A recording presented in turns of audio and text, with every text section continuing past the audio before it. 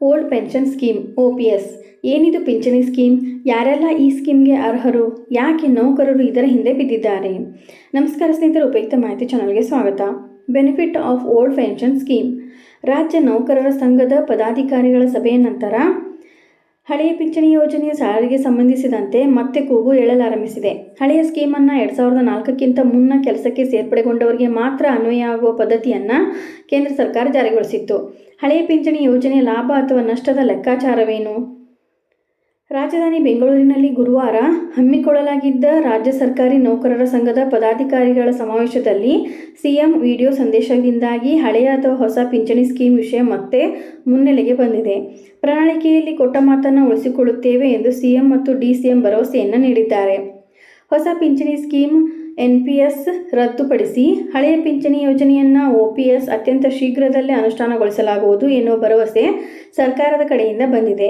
ರಾಜ್ಯ ನೌಕರರ ಬಹುದಿನಗಳ ಕನಸು ನನಸಾಗುವ ಸಮಯ ಹತ್ತಿರ ಬರುತ್ತಿದ್ದಂತೆ ಕಾಣುತ್ತಿದೆ.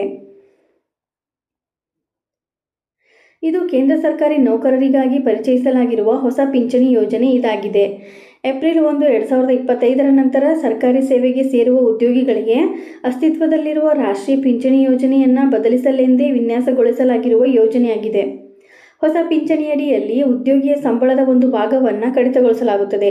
ಇದನ್ನು ಮಾರುಕಟ್ಟೆಯಲ್ಲಿ ಹೂಡಿಕೆ ಮಾಡಲಾಗುತ್ತದೆ. ಅಲ್ಲದೆ ಎಷ್ಟು ಮೊತ್ತ ನೌಕರರ ಸಂಬಳದಿಂದ ಕಡಿತಗೊಳ್ಳುತ್ತೋ ಅಷ್ಟೇ ಮೊತ್ತವನ್ನು ಸರ್ಕಾರವು ಭರಿಸುತ್ತದೆ. ನಿವೃತ್ತಿಯ ನಂತರ ಪಡೆಯುವ ಅಂತಿಮ ಪಿಂಚಣಿ ಮೊತ್ತವು ತಮ್ಮ ಸೇವಾವಧಿಯಲ್ಲಿ ಸಂಗ್ರಹವಾದ ಹಣ ಮತ್ತು ಅದನ್ನು ಯಾವ ಮಾರುಕಟ್ಟೆಯಲ್ಲಿ ಹೂಡಿಕೆ ಮಾಡಲಾಗಿತ್ತೋ ಅದರ ಕಾರ್ಯಕ್ಷಮತೆಯನ್ನು ಆಧರಿಸಿ ನೀಡಲಾಗುತ್ತದೆ. ಹಳೆಯ ಪಿಂಚಣಿ ಪದ್ಧತಿಯಲ್ಲಿ ಈ ಯಾವ ಅಂಶವೂ ಇರುವುದಿಲ್ಲ. ನಿವೃತ್ತಿಯ ನಂತರ ಎಷ್ಟು ಹಣ ಬರುತ್ತದೋ ಅದನ್ನು ಮೊದಲೇ ನಿರ್ಧರಿಸಬಹುದಾದ ಫಾರ್ಮುಲಾವನ್ನು ಹೊಂದಿದೆ. 2004 ನಂತರ ಸೇವೆಗೆ ಸೇರಿಕೊಂಡ ನೌಕರರಿಗೂ ಹಳೆಯ ಪಿಂಚಣಿಯನ್ನೇ ಜಾರಿಗೆ ತರಬೇಕು ಎಂದು ದೊಡ್ಡ ಮಟ್ಟದಲ್ಲಿ ಅಭಿಯಾನ ಆರಂಭವಾಗಿದೆ. ಆದರೆ ಕೇಂದ್ರ ಸರ್ಕಾರ ಈ ಸಂಬಂಧ ಯಾವುದೇ ಸ್ಪಷ್ಟನೆಯನ್ನು ಇದುವರೆಗೂ ನೀಡಲಿಲ್ಲ. ಆದರೆ ಕೆಲವೊಂದು ರಾಜ್ಯ ಸರ್ಕಾರ ಹಳೆಯ ಪಿಂಚಣಿಯನ್ನೇ ಜಾರಿಗೆ ತರಲು ಉತ್ಸುಕವಾಗಿದೆ. ಏನಿದು OPS? ಇದನ್ನು ಪಡೆಯಲು ಇರಬೇಕಾದ ಅರ್ಹತೆ ಏನು? ಯಾಕಾಗಿ ನೌಕರರು ಇದನ್ನು ಜಾರಿಯಾಗಬೇಕೆಂದು ಪಟ್ಟು ಹಿಡಿದು ಕುಳಿತಿದ್ದಾರೆ?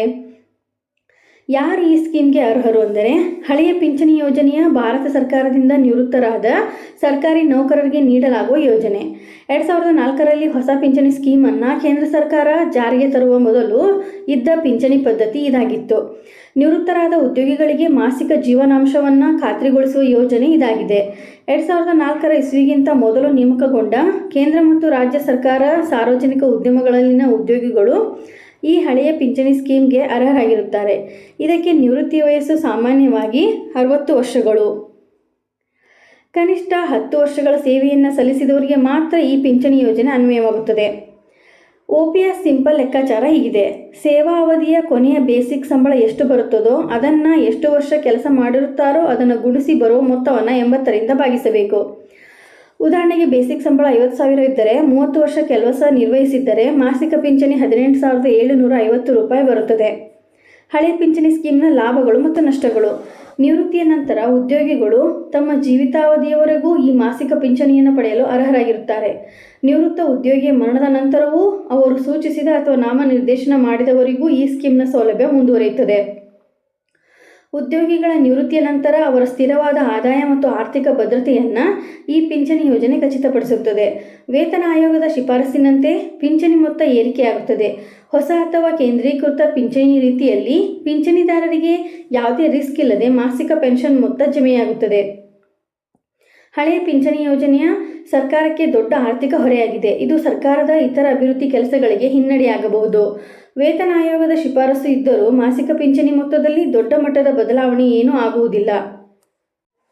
ಇದೇ ರೀತಿ ಮಾಹಿತಿಗಾಗಿ ನಮ್ಮ ಚಾನಲನ್ನು ಸಬ್ಸ್ಕ್ರೈಬ್ ಆಗಿ ಮತ್ತು ಶೇರ್ ಮಾಡಿ. ಧನ್ಯವಾದಗಳು.